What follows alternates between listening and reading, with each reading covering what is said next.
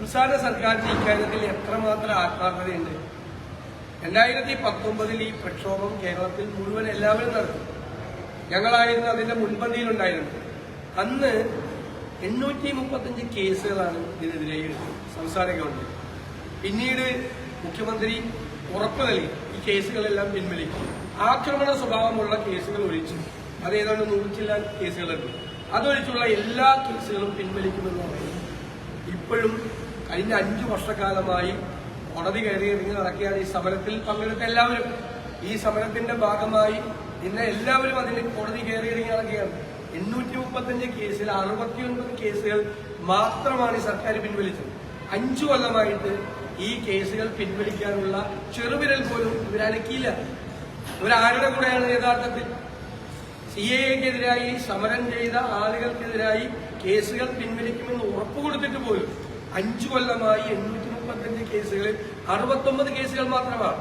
ഞങ്ങൾ നിരന്തരമായി നിയമസഭയിൽ ചോദിക്കുകയും നിയമസഭയിൽ ഈ വിഷയം ഉന്നയിക്കുകയും ചോദ്യമായി ചോദിക്കുകയും ഒക്കെ ചെയ്തിട്ടും ഒരു തരത്തിലുള്ള നടപടി ഗവൺമെന്റ് സ്വീകരിച്ചില്ല. അപ്പൊ CAA കൊണ്ടുവന്ന കേന്ദ്ര ഗവൺമെന്റിന്റെ കൂടെയാണോ സംസ്ഥാന ഗവൺമെന്റ്? അതിൽ മുഴുവൻ അവരെല്ലാം ഇരകളായി മാറിയിരിക്കുകയാണ്. ആ കേസിൽ നിരന്തരമായി 5 വർഷമായി CAA പ്രക്ഷോഭത്തിൽ പങ്കെടുത്ത ആളുകൾ കോടതി കയറിയിറങ്ങിക്കൊണ്ടിരിക്കുകയാണ്. എന്തു മര്യാദയാണ് അവരോട് സർക്കാർ കാണിച്ചത്? ഇന്നലെയും സമരത്തെ ആക്രമണ സ്വഭാവത്തോടുകൂടി നേരിടാനാണ് സർക്കാർ ഇപ്പോൾ ശ്രമിക്കുന്നത്.